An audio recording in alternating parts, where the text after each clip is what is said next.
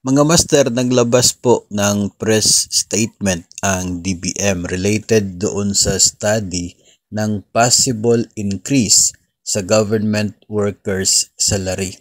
Ito po yung status na kanila pong nirelease as of ngayong araw, June 11.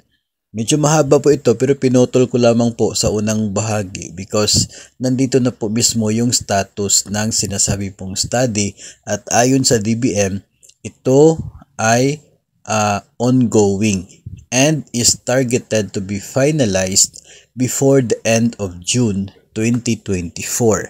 So ganun pa rin po tulad nung previous na episode natin tungkol po dito sa pag-aaral na ito ay ongoing yung pag-finalize, paggawa ng study for possible increase, tapos target nila na ngayong buwan mismo matatapos. So, ganun pa rin po naman, tulad po nung dati, ang importante po kasi dito is hindi po na-extend no, yung target nila sa pagtapos na nasabi pong pag-aaral.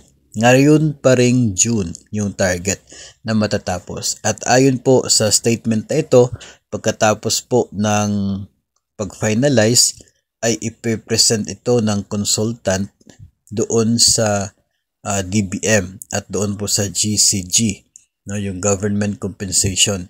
So pagkatapos po ma-present doon, siguro depende po no kung ano po yung magiging resulta ng pag-present at magiging decision po ng gobyerno, saka maglalabas ng legal basis for any increase, saka pa po yung implementation.